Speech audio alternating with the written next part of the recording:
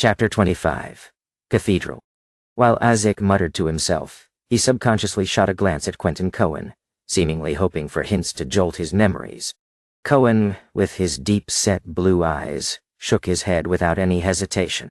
I do not have any impression of it. All right then. Perhaps it just shares a root word.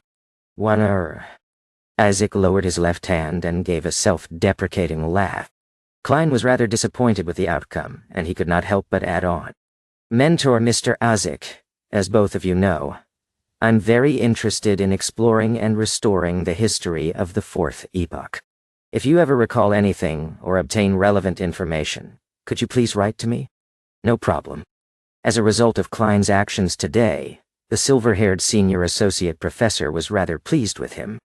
Isaac also nodded and said, Is your address still the same as before? For now, but I'll be moving soon. I'll write a letter to inform you when the time comes, replied Klein in a respectful manner. Cohen shook his black cane and said, It's indeed about time you moved to a place with a better environment. At that moment, Klein caught a glance at the newspaper in Isaac's hand. He deliberated on his words before saying, Mentor, Mr. Isaac, what did the newspapers say regarding Welch and Naya? I only learned a little from the police who were in charge of the investigations. No. Isaac was just about to answer when Cohen suddenly pulled out the pocket watch that was linked to his black tuxedo by a golden chain. Click! He opened the pocket watch and tapped his cane. The meeting is about to begin. Isaac, we can't be delayed any further. Give the newspaper to Moretti. Man. All right. Isaac handed over the newspaper he had read to Klein. We will be going upstairs. Remember to write a letter. Our address has yet to change. It's still the Coy University History Department office. Ha. None. He laughed as he turned around and left the room with Cohen. Klein took off his hat and bowed. After watching the two gentlemen leave, he bade farewell to owner of the office, Harvin Stone. He proceeded across the corridor and slowly exited the gray three-story building. With his back against the sun, he lifted up his cane and unfolded the newspaper and saw the title, Tingen Morning Post. Tingen sure has all sorts of newspapers and magazines. There's the Morning Post, Evening Post, The Honest Paper, Backlund Daily Tribune, Tussock Times, family magazines and book reviews. Klein casually recalled the several names that surfaced in his mind. Of course, a number of them were not local. They were distributed via steam locomotives. Now that the paper-making and printing industries were getting more advanced, the cost of a newspaper has already decreased to the price of a penny. The audience it reached also grew wider and wider. Klein did not scrutinize the details of the newspaper, quickly flipping to the news section with a report armed burglary murder. According to the police department, the scene at Mr. Welch's home was a horrible sight. There was missing gold, jewelry, and money, as well as anything valuable that could be easily taken away. Not even a penny was left behind. There is reason to believe that this was done by a merciless group of criminals that would not hesitate to kill the innocent, such as Mr. Welch and Madame Naya, once sight of their faces were caught. This is outright contempt for our kingdom's laws. This is a challenge to public security. No one wishes to have such an encounter. Of course, one piece of good news is that the police have located the murderer and captured the main culprit. We will do our best to provide news on any follow-ups. Reporter, John Browning. The matter has been handled and covered up.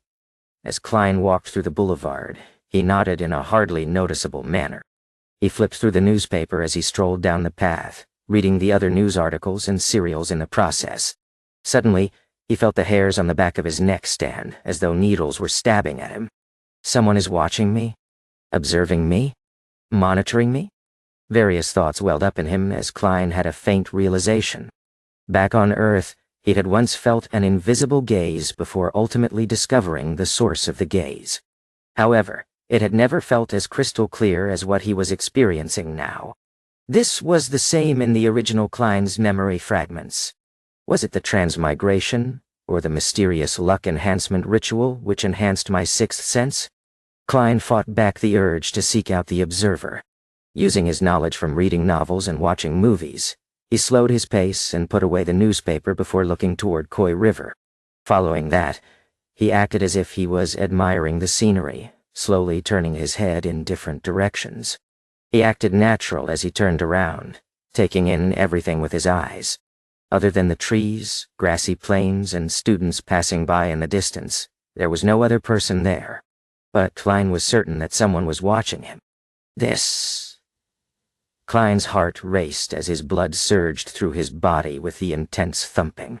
He unfolded the papers and covered half his face, afraid that anyone would discover anything wrong with his expression. Meanwhile, he clenched his cane and readied himself to draw his gun. 1 step. 2 steps. 3 step. Klein proceeded forward slowly. The feeling of being spied upon remained, but there was no sudden outburst of danger. He walked through the boulevard in a somewhat stiff manner and arrived at the waiting point for public carriages when a carriage pulled up coincidentally. Iron. Zout. No Champagne Street. Klein continually dismissed his thoughts. He originally planned on heading home immediately, but he was afraid of leading an observer of unknown motives to his apartment. Following that, he thought of heading to Zoutland Street to seek help from the Nighthawks or his colleagues. However, he thought otherwise, afraid that he would end up alerting his enemy and expose the Nighthawks. Therefore, he casually chose somewhere else. 6 pence, the ticketing officer replied routinely. Klein did not bring any gold pounds with him today. He had hidden the money in the usual spot and had only taken 2 solly notes with him. And before he came, he had spent the same amount of money, leaving him with 1 solly 6 pence. Therefore, he took out all his coins and handed them to the ticketing officer. He found a seat after boarding the carriage, and finally, with the closing of the carriage doors, Klein felt that unease of being watched vanish. He exhaled slowly as he felt his limbs tingle slightly. What do I do? What should I do next? Klein looked out the carriage as he racked his brains for a solution. Until he was clear about the intentions of the person watching him, Klein had to assume that there was malicious intent. Many thoughts sprang up in his mind, but he dismissed them. He had never experienced such an event, and had to use a few minutes to organize his ideas. He had to notify the Nighthawks, only they could truly get rid of this threat. But I can't head there directly, or I might expose them. Perhaps that might be their goal. Following this train of thought, Klein crudely surmised various possibilities as his thoughts turned clearer. He exhaled as he regained some semblance of composure. He looked seriously at the scenery outside flying past him. There were no accidents along the way to Champagne Street, but when Klein opened the door and stepped out of the car, he immediately had the uneasy feeling of being watched again. He acted as though he had not sensed anything. He took the newspaper and his cane, slowly making his way in the direction of Zoutilan Street. But he did not enter that street. Instead, he took another route to the Red Moonlight Street behind. There was a beautiful white plaza there, as well as a large cathedral with a pointy roof. St. Selena Cathedral, the Tingen headquarters of the Church of Evernight. As a believer, there was nothing odd about him participating in Mass or praying on his day off. The cathedral exhibited a design similar to Earth's Gothic style. It also had a tall, black, and imposing clock tower situated between blue and red checkered windows. Klein stepped into the cathedral and followed an aisle into the prayer hall. Along the way, the stained windows were composed of red and blue glass patterns that allowed colored light to shine into the hall. The blue was closer to black, the red the same color as the crimson moon. It made the surroundings seem unusually dark and mysterious. The feeling of being watched vanished. Klein acted unfazed as he walked toward the open prayer hall. There were no high windows here. The deep darkness was emphasized, but behind the arc-shaped holy altar on the wall directly opposite the door were about 20 circular fist-sized holes that allowed the radiant sunlight to enter the hall. It was akin to pedestrians seeing the starry sky when suddenly looking up into the dark night to see the shimmering stars in all their nobility, purity, and holiness. Even though Klein had always believed that gods could be analyzed and understood, he could not help but lower his head here. The bishop was preaching in a gentle tone as Klein silently made his way down the aisle that split the pews into 2 columns. He searched for an empty area close to the passageway before slowly taking a seat. Leaning his cane onto the back of the pew in front of him, Klein took off his hat and placed it onto his lap together with the newspaper. Then he clasped his hands together and lowered his head. The entire process was done slowly and routinely, as though he was really there to pray. Klein closed his eyes as he silently listened to the bishop's voice in the darkness.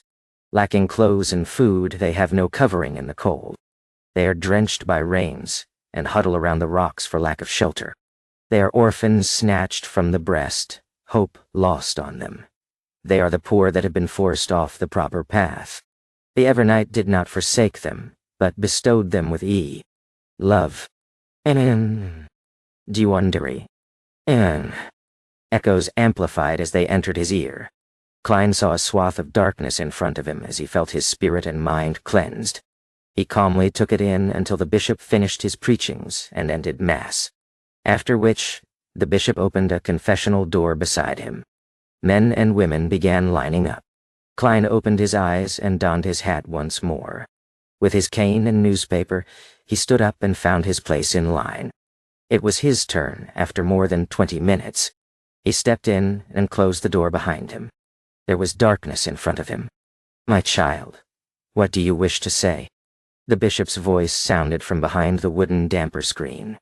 Klein took out the 7th Unit, Special Operations Department badge from his pocket and handed it over to the bishop through an opening. "Someone is tailing me. I wish to find Dunn Smith." Ndao. As though he had been infected by the silent darkness, his tone turned softer as well. The bishop took the badge and, after a few seconds of silence, he said, "Turn right from the confession booth and walk to the end. There will be a secret door to the side. Someone will lead the way after you enter. Waray." As he spoke, he pulled a rope inside the room, causing a particular priest to hear a chime. Klein retrieved his badge and took off his hat and pressed it to his chest. He gave a slight bow before turning around and exiting. After confirming that the feeling of being watched was gone, he wore his halved top hat.